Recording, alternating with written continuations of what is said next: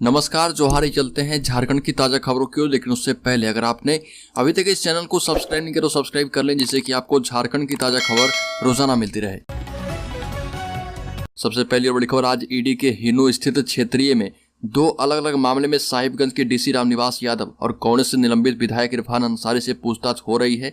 DC Ramniwas Yadav से 1000 करोड़ रुपए से अधिक की अवैध खनन और इरफान अंसारी से विधायक कैशकांड के बारे में पूछताछ की जाएगी। डीसी से इससे पूर्व 23 जनवरी को पूछताछ की जा चुकी है, जबकि डॉक्टर इरफान अंसारी को 16 जनवरी को बुलाया गया था, पर वो हाजिर नहीं हुए थे। अपने वकील के माध्यम से 2 हफ्ते का समय मांगा था।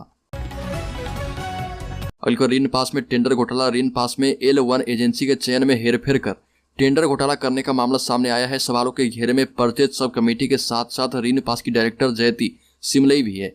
दरअसल ऋण पास की सुरक्षा व्यवस्था संभालने के लिए टेंडर निकाला गया था और इसमें 12 एजेंसियां शामिल हुई थी। पहले से काम कर रही इंटेलिजेंस सिक्योरिटी ऑफ इंडिया ने एक्स सर्विसमैन, सुपरवाइजर और गार्ड के लिए सबसे कम रेट डाला, लेकिन दूसरी agency Samantha security and intelligence services ने सुपरवाइजर और गार्ड को भुगतान करने के लिए करीब 2500 रुपए अधिक रेट डाले। जमशेदपुर शहर में आवारा कुत्तों को कंट्रोल करने के लिए जेएनसी बनाएगा डॉग शेल्टर। नसबंदी भी की जाएगी। शहर में आवारा कुत्तों को काबू में करने के लिए जमशेदपुर अधिसूचित क्षेत्र समिति डॉग शेल्टर बनाएगा। बिरसा नगर में इसका निर्माण किए जाने की तैयारी है। यहाँ पर आवारा कुत्तों को रखने के अलावा नसबंदी की जाएगी और इससे शहर में स्ट्रीट डॉग की संख्या को नियंत्रित किया जा पाएगा। शेल्टर बनाने के लिए जेएनसी 24 लाख रुपए खर्च करेगी और इसके लिए जेएनसी ने टेंडर निकाल दिया है। 6 माह में यह बनकर तैयार हो जाएगा। डॉग शेल्टर में जमशेदपुर, अछेस के अलावा मानको और जुगलसलाई नगर निगम के भी स्ट्रीट डॉग रखे जाएंगे। राष्ट्रीय अनुसूचित जनजाति आयोग ने राज्य के मुख्य सचिव को पत्र भेजकर रांची की मेयर आशा लकड़ा और पूर्व नगर आयुक्त मुकेश कुमार के बीच हुए विवाद की स्वतंत्र एजेंसी से जांच कराने का निर्देश दिया है। आयोग ने इस मामले में नगर विकास विभाग के सचिव के द्वारा कराई गई जांच रिपोर्ट को पुनः सत्यापित करने का भी निर्देश दिया है। साथ ही 25 से 27 मार्च 2021 और 30 सितंबर को हुई निगम बोर्ड की बैठक से संबंधित फाइल की कॉपी सहित अन्य दस्तावेज आयोग के समक्ष प्रस्तुत करने को कहा है, ताकि तय तिथि को मामले की सुनवाई के दौरान स्थिति स्पष्ट हो पाए। सरकारी शराब दुकानों में कर्मियों को 5 माह से नहीं मिला मानदेय। भुखमरी के कगार पर हैं सहायक कर्मी। सरकारी स्तर पर जिले में संचालित दर्जनों शराब दुकानों में कार्य करने वाले कर्मियों को 5 माह से मानदेय नहीं मिलने के कारण सभी कर्मियों के भुखमरी के कगार पर पहुंच गए हैं। मानदेय नहीं मिलने को लेकर शराब दुकान में कार्य करने वाले दुकान प्रभारी एवं सहायक कर्मियों ने मुख्यमंत्री हेमंत सोरेन के नाम एक ज्ञापन उपायुक्त आदित्य रंजन को सौंपा है और कोडरमा में ज्ञापन के माध्यम से शीघ्र शराब दुकान में कार्य करने वाले कर्मियों को बकाया मानदेय भुगतान करने की मांग की गई है। शराब दुकान में कार्य करने वाले कर्मियों का कहना है कि JSBCL के माध्यम से संचालित होने वाला शराब दुकान में सभी युवक को चयनित किया गया था। राज्य में झारखंड मुक्ति मोर्चा ने पलटवार किया और कहा कि विपक्ष की सरकार भाजपा को खटकती है। अडानी मामले में क्यों नहीं करती जांच की मांग। झारखंड मुक्ति मोर्चा ने भाजपा को कहा है कि अडानी का मामला देश का बड़ा वित्तीय घोटाला है, लेकिन भाजपा के लोग चुप हैं। ईडी, CBI और आयकर को जांच करना चाहिए कि उन्होंने 2014 से लेकर अब तक की अवधि में इतनी बड़ी छलांग कैसे लगा दी। ये भी कहा कि भाजपा की खामोशी उसके चरित्र को उजागर करती है। भाजपा को यह मांग करनी चाहिए कि हमारे समूह पर जो आरोप लगा है उसकी जांच होनी चाहिए। अगर आरोप गलत है तो उसके खिलाफ कार्रवाई होनी चाहिए। राज्य में अति कमजोर जनजातियों पर सबसे अधिक चिंता जताते हुए केंद्रीय बजट में सरकार ने इनके विकास के लिए विशेष प्रावधान कर दिए हैं। झारखंड में निवास करने वाले कुल जनसंख्या का 26% से अधिक जनजातियों के विकास की कवायद प्रारंभ हो चुकी है, जो एक सुखद संदेश है। झारखंड में कुल 32 प्रकार की जनजातियां निवास करती है और इनमें 8 अनुसूचित जनजातियां हैं जो अति कमजोर जनजाति PBTG के नाम से जानी जाती है और इनमें मार पहाड़िया, सोलिया पहाड़िया, असुर, बिरजिया, कोरबा, परहिया, बिरहोर और सवर शामिल है। झारखंड में अति कमजोर जनजातियों की कुल संख्या 2,92,359 है और अति कमजोर अनुसूचित जनजातियों को प्राथमिकता देते हुए केंद्र सरकार ने बजट में विशेष प्रावधान किया है। राज्य में ठंड से राहत मिलने की संभावना नहीं है। राज्य के मौसम में बदलाव रहेगा जारी, लेकिन बर्फीली हवाओं की वजह से सुबह शाम ठंड होगी महसूस। राज्य के मौसम में बदलाव जारी रहने वाला है। कभी ठंडक तो कभी गर्मी महसूस होगी। मौसम के लगातार बदलाव के बाद भी ठंड से निजात नहीं मिलने वाली है। मौसम विभाग के मुताबिक देश के पश्चिमोत्तर भाग के मौसम में फिर से बदलाव आने की संभावना है। राज्य में 2 बार मौसम का बदलाव लोगों को देखने को मिल सकता है। ऐसा 2 लगातार पश्चिमी विक्षोभ के आने से होगा। झारखंड में पहली बार 10,000 इलेक्ट्रिक कार खरीदने वाले को मिलेगी सब्सिडी। झारखंड में इलेक्ट्रिक व्हीकल खरीदते समय पूरी राशि का भुगतान करना होगा सब्सिडी, यानी इंसेंटिव की राशि सरकार बाद में गाड़ी मालिक के खाते में भेजेगी। उद्योग विभाग इसके लिए SOP तैयार कर रहा है। यही नहीं, सभी इलेक्ट्रिक व्हीकल पर सरकार सब्सिडी नहीं देगी और इसके लिए सीमा तय है। झारखंड इलेक्ट्रिक व्हीकल पॉलिसी 2022 के मुताबिक पहले 10,000 इलेक्ट्रिक कार खरीदने वालों को सब्सिडी मिलेगी। साथ ही साथ झारखंड में बनी पहली 10,000 गाड़ियों पर ही रजिस्ट्रेशन और रोड टैक्स में 100% छूट मिलेगी। झारखंड कैडर के 4 IPS अधिकारी केंद्रीय प्रतिनियुक्ति पर जाएंगे। राज्य पुलिस के IG अभियान अमोल बी होमकर, रांची के DIG अनिश गुप्ता, पुलिस मुख्यालय के SP अभियान अखिलेश बरियर और special branch SP Shivani Tiwari केंद्रीय प्रतिनियुक्ति पर जाएंगे। जानकारी के मुताबिक अमोल बी होमकर के केंद्रीय प्रतिनियुक्ति पर जाने के आवेदन को राज्य सरकार के गृह विभाग में भेजा गया है। वहीं अनिश गुप्ता को विरमित किया जाना है। CM के द्वारा विरमित किए जाने के आदेश के बाद वो CBI में योगदान देंगे। झारखंड के रामगढ़ में विधानसभा उपचुनाव से पहले कार से 6 लाख बरामद हुआ। झारखंड के रामगढ़ जिले में रामगढ़ विधानसभा उपचुनाव से पहले बीती रात एक कार से बिना लेखा जोखा की 6 लाख रुपए बरामद किए गए। रामगढ़ विधानसभा उपचुनाव के निर्वाचन अधिकारी मोहम्मद जावेद हुसैन ने बताया कि रात्रि रांची पटना राष्ट्रीय राजमार्ग पर चुट्टूपाली घाटी में जांच के दौरान एक कार से नकदी बरामद की गई और यह कार जो है रांची के लापोंग से रामगढ़ जा रही थी। ये भी बताया गया कि कार में बैठे लोग नकदी का कोई हिसाब किताब नहीं दे पाए। बस इतना दावा किया गया कि उनकी कुछ मशीनें खरीदने की योजना थी। ये भी कहा कि लिहाजा इस राशि को बरामद कर मामले की जांच की जा रही है।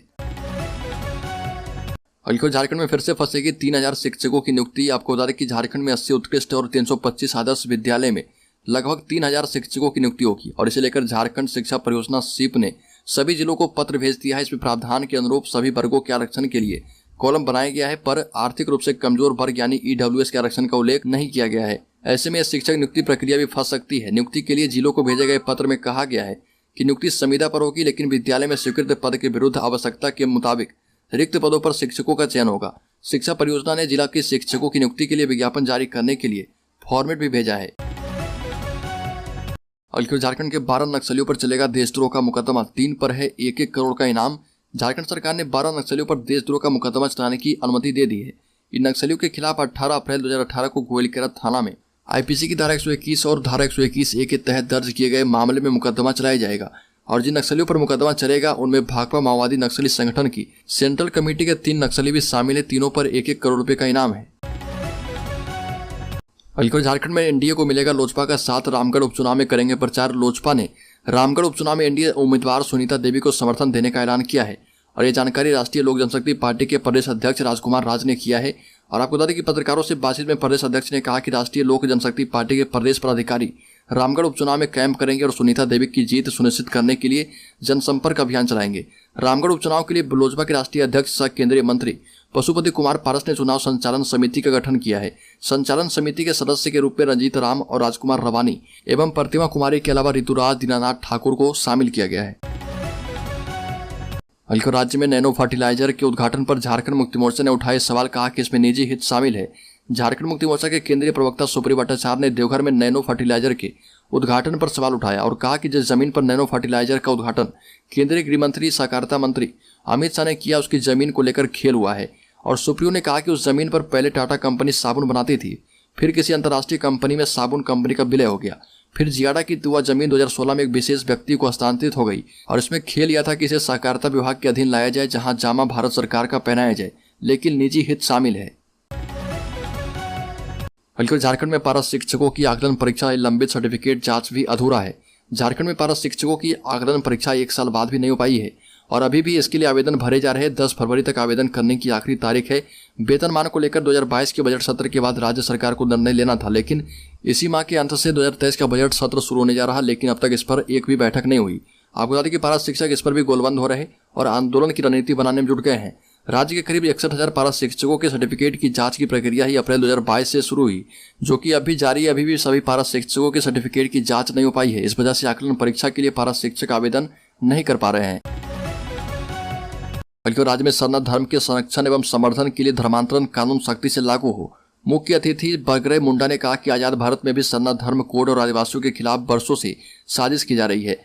2011 की जनगणना में धर्मावलंबियों की संख्या 50 लाख से अधिक अंकित करने के बावजूद अन्य के अंतर्गत रखा जा रहा है, जबकि जैन धर्मावलंबियों की संख्या 44 लाख पर कोड आवंटित है और इससे साफ जाहिर होता है कि भारत सरकार एवं राज्य सरकार की मंशा साफ नहीं है। आदिवासियों ने कहा कि सनातन धर्म कोड के अभाव के कारण न केवल आदिवासियों की धार्मिक एवं सामाजिक एकता टूटी है, बल्कि हम धर्मांतरण जैसी असहाय पीड़ा वर्षों से झेलने को मजबूर हैं। धर्मांतरण के कारण आदिवासियों के धार्मिक एवं सामाजिक व्यवस्था कमजोर हो रही है और इससे अपनी अस्तित्व एवं अस्मिता विलुप्त होती जा रही है।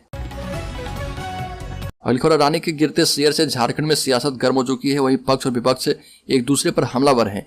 विपक्ष का कहना है कि SBI और LIC जैसी कंपनियां डूब जाएगी।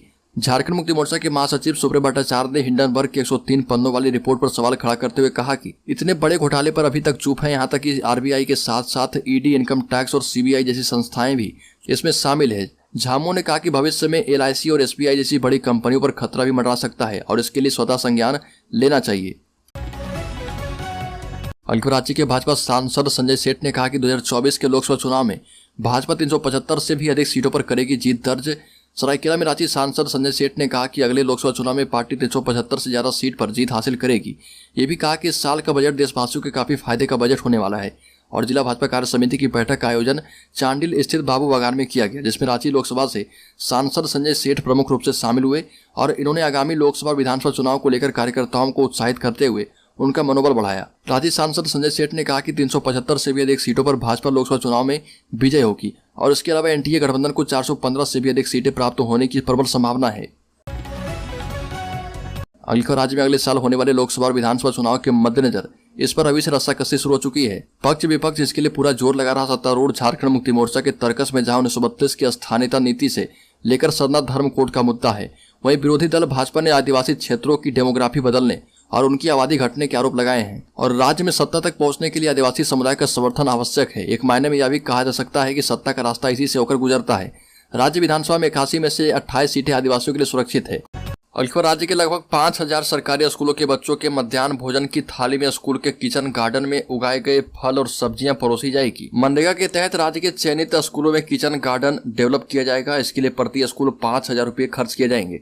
विभाग की ओर से इसकी तैयारियां शुरू कर दी गई है। स्कूली शिक्षा एवं साक्षरता विभाग के सचिव के रवि कुमार ने सभी जिला के उपायुक्तों को इस बाबत चिट्ठी भेज दी है। राज्य के गिरिडीह में अवैध तरीके से कोयला निकालने के दौरान युवक की मौत। गिरिडीह जिले के सीसीएल कोलेरी क्षेत्र के ओपन कास्ट कोलेरी में अवैध खनन के दौरान चाल धंस गई। इस दुर्घटना में एक व्यक्ति की मौत हो गई। मृतक की पहचान 26 वर्षीय प्रकाश पासवान के रूप में की गई। मुफस्सिल थाना इलाके के महेश लुंडी पंचायत स्थित महुआ टांड का बताया जाता है कि सीसीएल ओपन कास्ट माइंस के ठीक पीछे कुछ लोगों के द्वारा अवैध कोयला खदान का संचालन किया जा रहा था। इसी खदान से लगातार अवैध कोयले की निकासी की जा रही है। इसी दौरान चाल धंस गई और प्रकाश पासवान की मौत हो गई।